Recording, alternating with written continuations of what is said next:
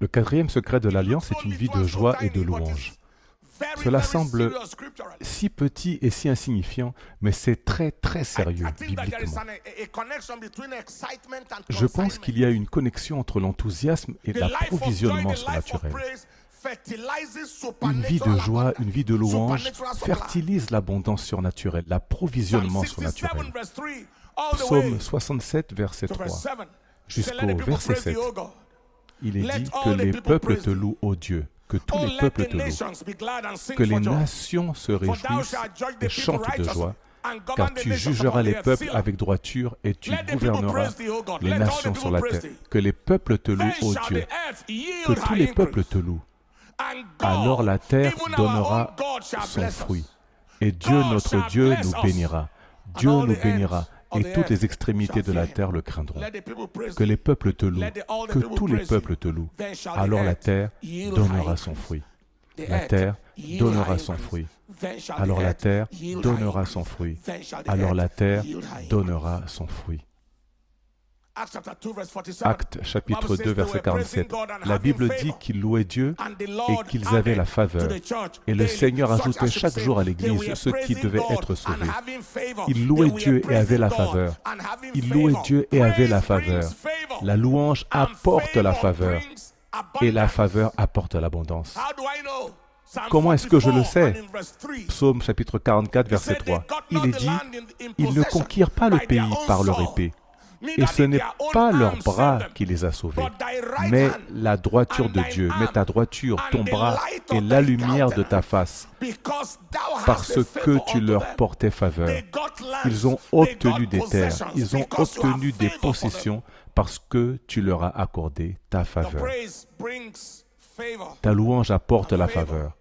Et la faveur apporte l'abondance. La louange met la terre sous pression. La pression de libérer ce qui vous appartient. Que quelqu'un dise un plus grand Amen. Que quelqu'un dise un plus grand Amen.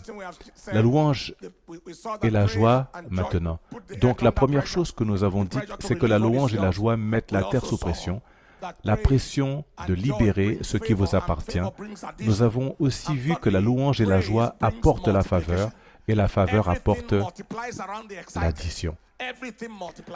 Troisièmement, la louange apporte la multiplication. Tout se multiplie autour des personnes enthousiastes. Tout se multiplie. C'est pourquoi nous voyons la multiplication dans notre propre vie.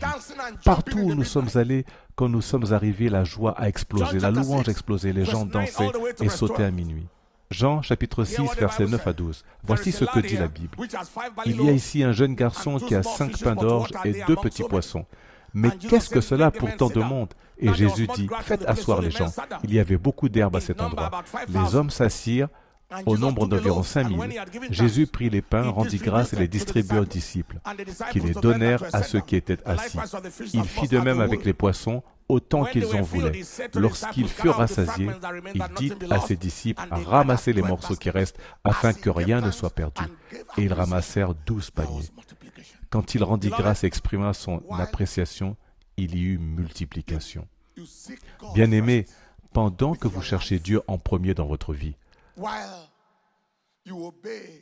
pendant que vous obéissez à la pratique de l'alliance du don, pendant que vous déployez votre énergie pour refuser d'être un esclave de la pauvreté, vous devez décider de fertiliser cela avec la joie et de l'arroser par la louange.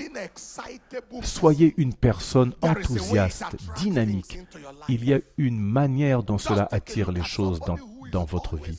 Regardez simplement quelqu'un qui est toujours en train de froncer les sourcils ou qui est toujours irritable. Vous ne savez jamais quoi faire pour les rendre heureux. Ils sont toujours en colère, agités et froncent les sourcils. Les gens les laissent seuls. Les gens les abandonnent à eux-mêmes. Est-ce que je me fais comprendre? Ils les laissent simplement. Et les personnes sont le plus grand atout dans la vie d'un homme. Dans notre langue, nous disons qu'une personne qui a des contacts est plus importante qu'une personne qui n'a que de l'argent. Juste de l'argent. Comprenez-vous ce que je dis? Donc vous pouvez en tirer une leçon. De la même manière que les gens ont tendance à fuir les personnes tendues, agitées, frustrées, de la même manière, les bonnes choses fuient également ces personnes.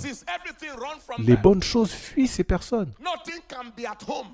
Les ressources, tout s'éloigne d'eux. Rien ne peut rester à l'aise avec une personne qui ne nous met pas à l'aise.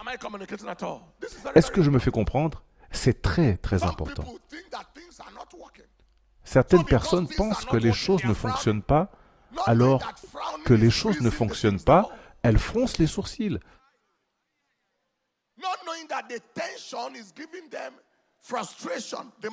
Sans savoir que le fait de froncer les sourcils empire encore les choses.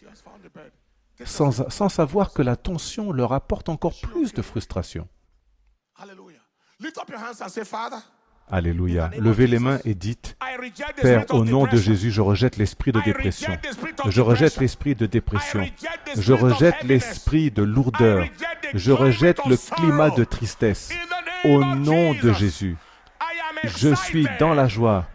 Ma vie est joyeuse. Et ma vie est remplie d'enthousiasme.